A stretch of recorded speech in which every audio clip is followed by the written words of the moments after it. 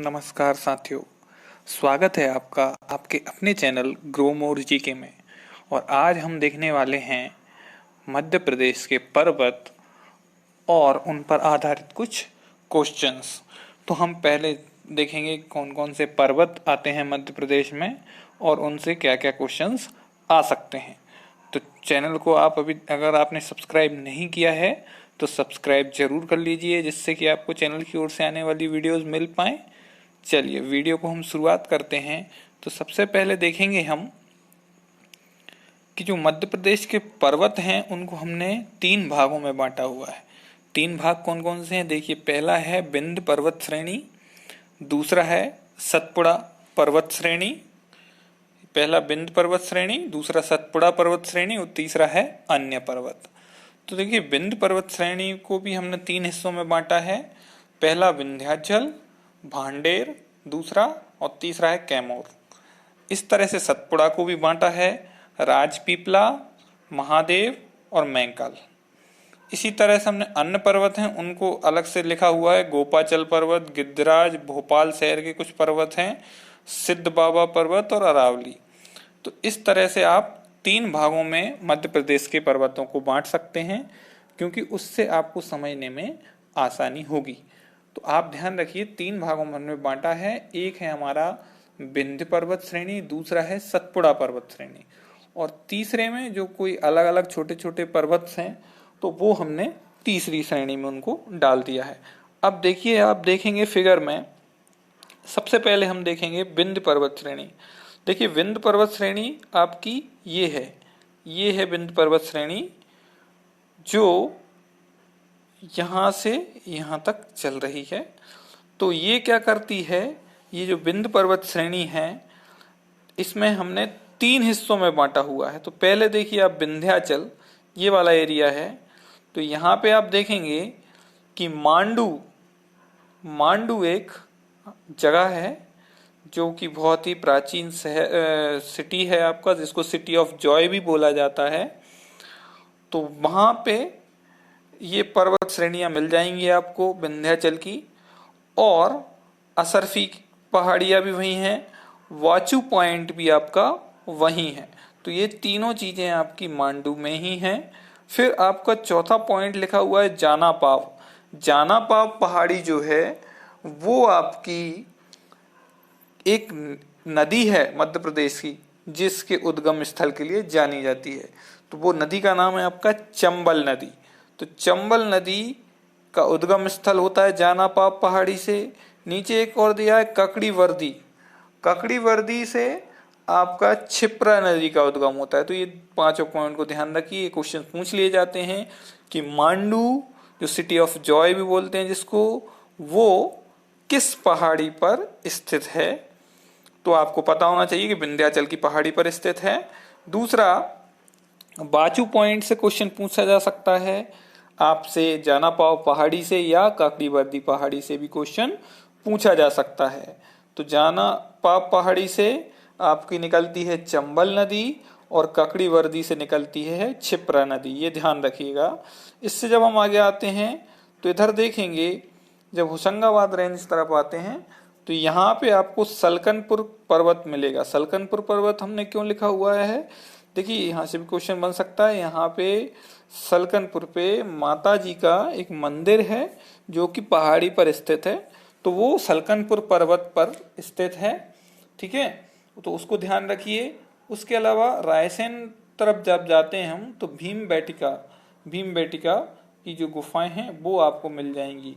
तो ये भी आपकी विंध्याचल पर्वत श्रेणी के अंतर्गत ही आते हैं।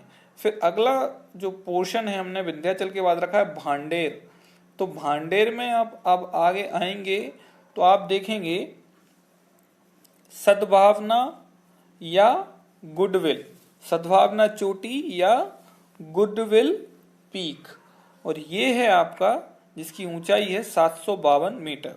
तो ये इस विंध्याचल भांडेर जो है, भांडेर की सबसे ऊंची चोटी है, जिसको बोलते हैं हम सद्भावना चोटी या गुडविल पीक, और इसकी ऊंचाई है 752 मीटर। अब उसके आगे आइए कैमूर में। तो कैमूर क्षेत्र जो है वो आपका पूर्वी भाग है इसका, और केन नदी का उद्गम स्थल भी यहीं से हुआ है। त्रिकुटा पर्वत, त्रिकुटा पर्वत एक चीज देख रहे हैं आप, त्रिकुटा पर्वत लिखा हुआ है। ये त्रिकुटा पर्वत कहाँ है? ये सतना मैयर में आता है, जहाँ पे आप मैयर की जो माता जी हैं उनका जो पर्वत है वो त्रिकुटा पर्वत ही कहलाता है। तो देखिए एक क्वेश्चन पूछा जा चुका है व्यापम में कि जो मैयर माता जी का है उनकी कितनी सीढ़ियां हैं, जो चढ़ाई होती है, चढ़ते हैं लोग ऊपर मंदिर तक जाते हैं, तो कितनी सीढ़ियां हैं। तो वहाँ ऑप्शन में कोई 1000 सीढ़ी का ऑप्शन दिया हुआ था, जो कि करीब 1063 के आसपास उनकी सीढ़ियां होती, तो उसके पास था, तो वो आंसर आपका सही होता। तो ये ध्यान रखिए, यहाँ से क्वेश्चन बन सकता है त्रिकुटा पर्वत आपका सतना मैयर के आसपास में आता है, और मैयर में जो मंदिर है वो इसी पर्वत पर स्थित है। अगला एक पॉइंट और याद रखने वाला है, यमुना और सोन नदी, यमुना और सोन नदी के मध्य ये क्या करती है, पहाड़ी जो पर्वत श्रृंखला है क्या करती है, जल विभाजक का काम करती है। तो यहाँ से ऊपर से आपकी यमुना नदी और यहाँ से सोन नदी को बीच में से ये क्या कर देती है, विभाजित कर देती है, मिलने नहीं देती है। ठीक है, तो ये कुछ पॉइंट आपको याद रखना है बिंद श्रेणी से। अब अगला देखेंगे हम सतपुड़ा पर्वत श्रेणी। ये देखिए सतपुड़ा पर्वत श्रेणी, इसको भी हमने 3 हिस्सों में बांटा हुआ है, राजपीपला, महादेव और मैकाल। देखते हैं राजपीपला, यहां से देखिए आप, ये जो हिस्सा है ये गुजरात से लगा हुआ है। ठीक है, गुजरात से लगा हुआ है, और इसको हमने पहला पॉइंट लिया हुआ है राजपीपला श्रेणी को। अब देखिए इसका जो विस्तार है वो कहां से कहां तक है, गुजरात से बुरहानपुर, गुजरात से बुरहानपुर तक ये फैला हुआ है। इसकी सर्वोच्च चोटी है वो है चूलगिरी, और जिसकी की ऊंचाई है 1215 मीटर, 1215 मीटर इसकी क्या है, जो सबसे बड़ी सबसे ऊंची जो चोटी है उसकी ऊंचाई है। फिर यहाँ पे आपको असीरगढ़ मिलेगा, असीरगढ़ का एक किला भी है, वो भी इसी पे है, आपका राजपीपला श्रेणी में ही आता है। ग्वालीगढ़, बीजागढ़, अखरानी हिल्स और बड़वानी हिल्स। तो देखिए ये सारी चीजें कहाँ पे आती हैं, आपकी राजपीपला श्रेणी पे आती हैं। और ये किस पर्वत श्रेणी का हिस्सा है, ये सतपुड़ा पर्वत श्रेणी का हिस्सा है। तो यहाँ से एक क्वेश्चन पूछा गया है बड़वानी हिल्स के नाम से, कि वो जो बड़वानी हिल्स है वो मध्य प्रदेश के कौन से भाग में है। तो देखिए ये वाला हिस्सा जो हमारा आता है, ये आता है आपका पश्चिम और दक्षिण के बीच में। तो पश्चिम दक्षिण के बीच वाला हिस्सा जो कहलाएगा वो आपका बड़वानी हिल्स वहां पे है। उससे आगे जब हम आएंगे तो यहाँ देखेंगे महादेव श्रेणी, और ये मध्य भाग है इसका, किसका, सतपुड़ा पर्वत श्रेणी का मध्य भाग है, जिसको बोला है महादेव श्रेणी। अब महादेव श्रेणी का विस्तार जो है वो खंडवा से सिवनी तक है। धूपगढ़, मध्य प्रदेश की जो सर्वोच्च ऊंची चोटी है धूपगढ़, वो आपकी यहीं पर मिलेगी आपको महादेव श्रेणी में। पचमढ़ी, पचमढ़ी भी आपको यहीं मिलेगा, पचमढ़ी को सतपुड़ा की रानी भी कहा जाता है। चौरागढ़ मध्य प्रदेश की दूसरी सबसे बड़ी चोटी है, वो भी आपकी यहीं मिलेगी। नंदीगढ़ और काली भील पहाड़ी, काली भील पहाड़ी का कुछ हिस्सा आपका महाराष्ट्र में भी मिलता है, कुछ बैतूल में, या बैतूल का जो हिस्सा है मध्य प्रदेश का, तो वहां पे भी मिलता है। तो इसको ध्यान रखिए कि कभी ये क्वेश्चन पूछा जा सकता है कि काली भील पहाड़ी जो है वो मध्य प्रदेश के अलावा और किस प्रदेश में है ना। तो ये ध्यान रखिए महाराष्ट्र से मिलता है ये हिस्सा, और बैतूल जिला जो है वहां पे ये पहाड़ी आपकी स्थित है। अब आप आगे आएंगे तो मैकल श्रेणी में आ जाएंगे। मैकल श्रेणी जो है वो सिवनी से छत्तीसगढ़ तक फैली हुई है। तो ये वाला हिस्सा सिवनी से लेके छत्तीसगढ़ तक जो फैला है वो कहलाता है मैकाल श्रेणी। और अमरकंटक इसकी जो है वो सबसे ऊंची चोटी है, जिसका की ऊंचाई है 1065 मीटर। किरार घाटी, किरार घाटी ध्यान रखिए एक डिस्प्यूटेड घाटी है 7 किलोमीटर वर्ग की। कितनी है? 7 किलोमीटर वर्ग की एक डिस्प्यूटेड मतलब जिसपे कि कुछ इसका हिस्सा छत्तीसगढ़ भी क्लेम करता है कि उनका है और कुछ मध्य प्रदेश क्लेम करता है कि उनका है। तो वो हिस्सा जो है अभी तक क्लियर नहीं है वो किसका है, इसलिए उसको डिस्प्यूटेड माना जाता है, विवादित क्षेत्र माना जाता है। और उस विवादित क्षेत्र में 7 किलोमीटर स्क्वायर, जिसको कि बोला है किरार घाटी बोलते हैं, और 7 किलोमीटर स्क्वायर का वो जो एरिया है वो विवादित है। तो उसको भी ध्यान रखिए, ये क्वेश्चन बन सकता है यहाँ से। अचान कमार ये बायोस्फीयर रिजर्व है यहाँ पे। लांजी हिल्स भी यहीं पे, और सर्वाधिक खनिज भी आपके यहीं पर पाए जाते हैं। तो देखिए आपने दो पहाड़ियां श्रेणी, पर्वत श्रेणी आपने पढ़ ली।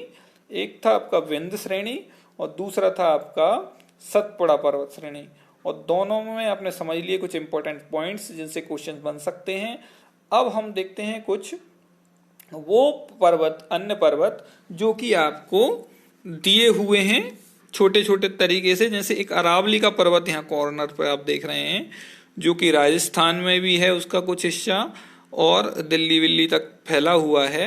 तो ये अरावली जो पर्वत है इसका सबसे ऊंचा जो पॉइंट है वो पॉइंट है आपका आबू शिखर, जिसकी की ऊंचाई है 1158 मीटर। ठीक है, और ये लगभग 80% इसका जो भाग है अरावली पर्वत का वो कहाँ पे है? आपका राजस्थान में है, लेकिन कुछ हिस्सा हमारे मध्य प्रदेश को भी छू रहा है, देखिए आप। तो ये भी हम उसको भी अपने पर्वतों में सम्मिलित करते हैं, और इसको थोड़ा सा हमको याद रखने की जरूरत भी है। तो ये जो है कहाँ पे है? ये आपका ये अरावली पर्वत और विंध्य श्रेणी, ये जो है यहाँ पे हमारा मालवा का पठार है। क्या है? मालवा का पठार इस हिस्से में। तो ये मालवा के पठार से कुछ क्वेश्चंस बन सकते हैं, तो ध्यान रखिए कि मालवा के पठार के एक तरफ अरावली पर्वत है, दूसरी तरफ विंध्याचल श्रेणी है। अब एक और हमने देखा गोपाचल पर्वत, यहाँ पे देख रहे हैं आप गोपाचल पर्वत, जो आपने ग्वालियर का किला पढ़ा होगा, तो वो किस पर्वत पर स्थित है? वो गोपाचल पर्वत पर स्थित है। और इस गोपाचल पर्वत का ही एक जो चोटी है वो है आपकी सिद्ध बाबा। सिद्ध बाबा जो कि इसकी हाईएस्ट चोटी है, और उसका जो ऊंचाई है वो 1172 मीटर के आसपास है। ठीक है, अगला देखेंगे आप गिद्धराज पर्वत। गिद्धराज पर्वत देखिए यहाँ दिख रहा है आपको, ये इस अमरकंटक से और कैमूर के बीच में है, ये गिद्धराज पर्वत है। इसको गिद्धा पर्वत भी बोलते हैं। फिर है भोपाल शहर। अब देखिए भोपाल शहर में तो जो पर्वत हैं वो कौन कौन से हैं? तो देखिए वो आपको 5 पर्वत लिखे हुए हैं। याद रखने के लिए हमने एक ट्रिक का भी यूज किया हुआ है। ट्रिक कौन सी है? स्नैक। एस से श्यामला हिल्स, एन से न्योरी हिल्स, ए से अरेरा हिल्स, और के से कटारा हिल्स, और ई से ईदगाह हिल्स। इसमें श्यामला हिल्स ध्यान रखिए, मुख्यमंत्री निवास श्यामला हिल्स पर ही है। तो श्यामला हिल्स जो है, जो श्यामला की जो पहाड़ी है उसी पर मुख्यमंत्री का निवास है, मध्य प्रदेश के मुख्यमंत्री का। तो ये ध्यान रखिएगा। तो ये आपकी भोपाल शहर में ये 5 पर्वत हैं, Shyamla hills, Nyori hills, Arera hills, Katara hills और ईदगाह हिल्स। इसके अलावा आपने जो भी पर्वत इसमें देख रहे हैं वो आपने सारे पढ़ लिए हैं।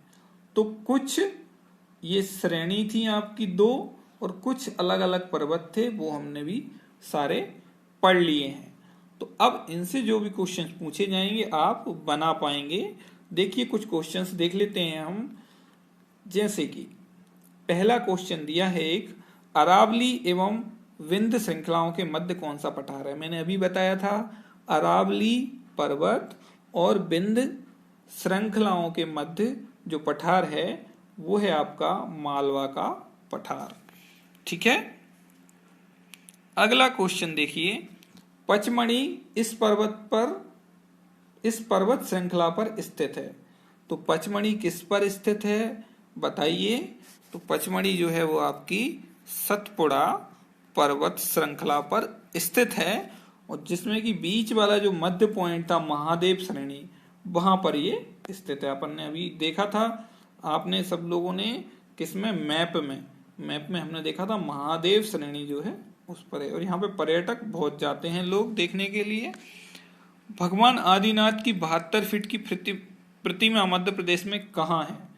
तो देखिए ये चीज याद रखिएगा, 52 गजा है, जो कि आपका बड़वानी के आसपास है।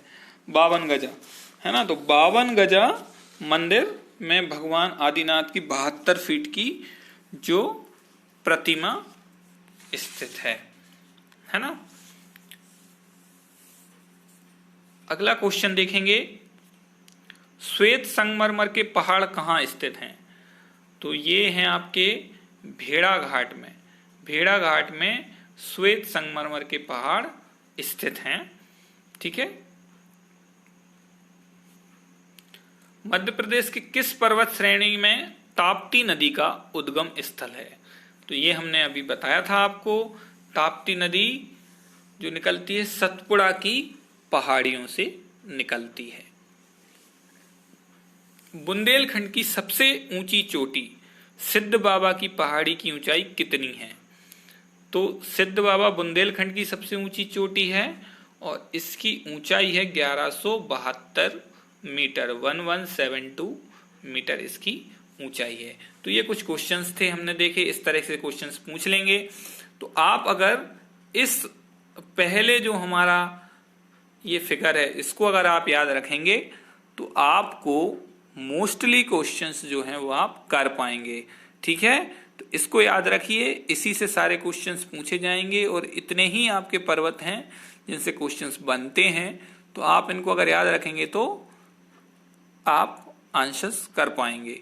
ये बुंदेलखंड क्षेत्र है। ठीक है, ये ध्यान रखिए। अभी जो क्वेश्चन, लास्ट क्वेश्चन जो पूछा गया था, ये बुंदेलखंड क्षेत्र है जिसमें सिद्ध बाबा पर्वत है और इसकी ऊंचाई जो है 1172 मीटर है। थैंक यू दोस्तों। वीडियो को लाइक जरूर करिए अगर आपको अच्छा लगता है तो, और दोस्तों के साथ शेयर भी करिए।